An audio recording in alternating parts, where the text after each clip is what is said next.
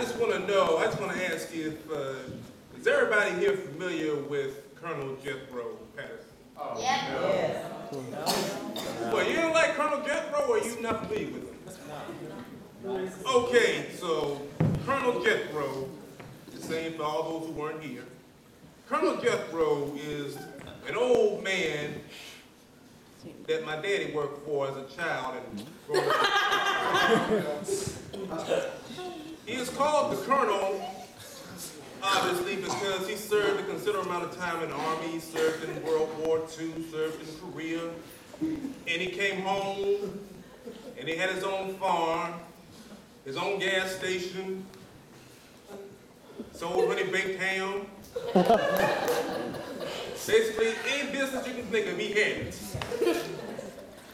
Okay, I'm going to tell you guys a little bit more about Colonel Jethro Patterson today.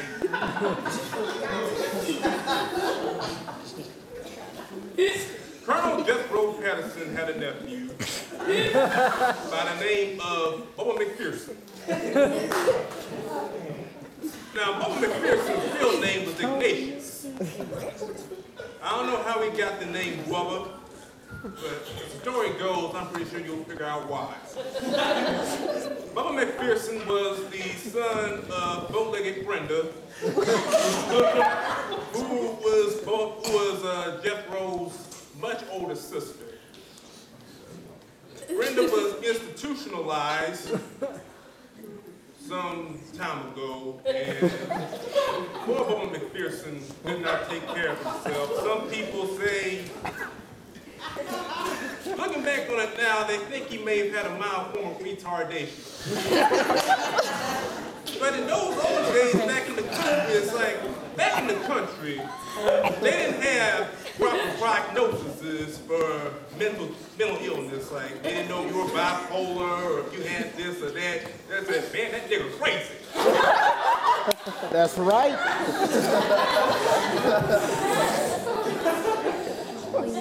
So, Colonel Jethro, in addition to his nephew, Bubba McPherson, he also had a dog, a very loyal dog that he loved probably more than he loved his own wife and children. His name was Old Blue. And you're going to hear more about Old Blue, but anyway. One day, the Colonel was seen. I haven't even got to the funny part. My sister down or something.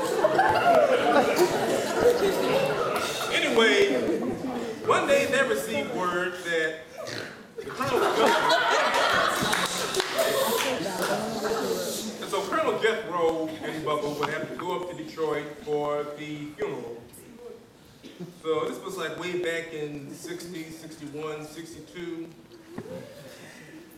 And so they loaded up one night, middle of the night they got up. They loaded up into the Colonel's 1957 Mercury station wagon. It was the Colonel and an old Army buddy of his named Matt, and Bubba and Old Blue. And see, back then, they didn't have a lot of accommodations for black people. It was like back during segregation, so you just couldn't stop anywhere between Alabama, Tennessee, and Kentucky and just get anything you wanted. So they packed up a big old box of chicken,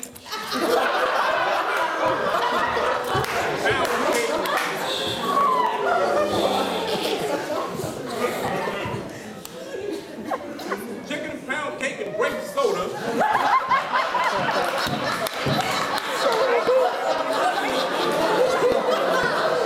That the Colonel himself made in his own self.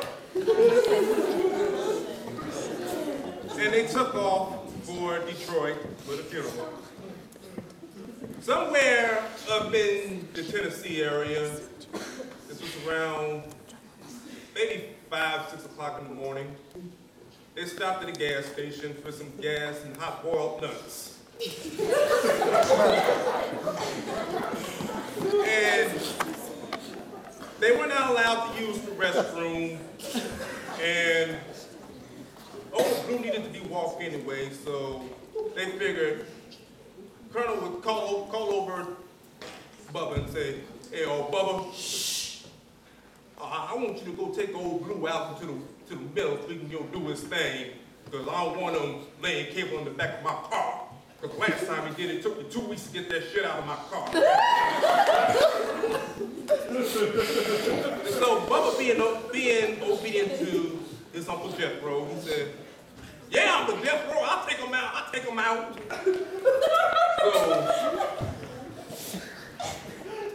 So Bubba McPherson and old Blue went out into the yard, into the wilderness, so that he could do his thing and Bubba could do his thing. And so he had unzipped himself, he was urinating, he was pissing. And when he got through, you know, some white people coming. These were 2 white people had on just regular old flannel. They also had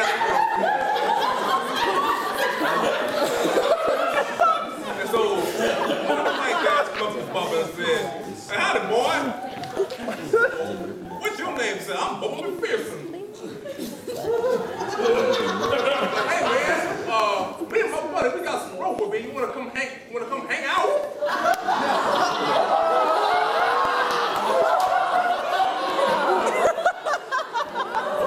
Jesus. Not too bright. And in those times, and in that region, when white people ask you if you want to hang out, that is not the kind of hanging out that we're doing right now. And old Blue in trouble. And so he was taking off. And he ran as fast as he could back to the gas station where Colonel Jethro was sitting in the station back eating the hot boiled nuts. And he saw old Blue run up, scratching up on the door. He opened the door, he got out of the car. He said, what's the matter, old Blue? I said, and old Blue went, I said, where Bubba McPherson?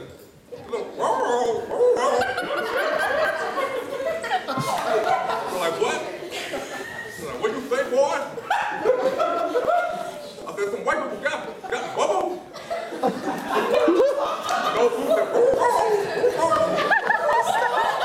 where is he? Hey, man, why don't you take off my phone you and open And so they took off after old Blue, and old Blue was running, and Jethro was running behind him. And eventually they came up to the 2 guys who had taken Bubba. And it was a whole group from all of them gathered around the tree. They had the rope hanging up, they were gonna lynch him. If you hadn't figured that out by now. But one thing I forgot to mention earlier was that Bubba was kind of heavy set, especially around the neck area. So it's almost like he didn't have a neck. They were having kind of trouble with that.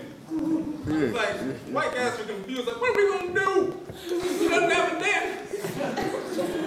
And so the colonel came up to the white guys, and he was packing some heat, because you know in his army days, he always packed some heat.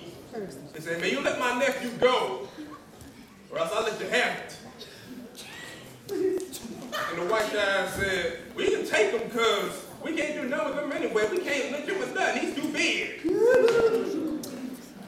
And that's all I have so far. I couldn't finish it because I was too busy working.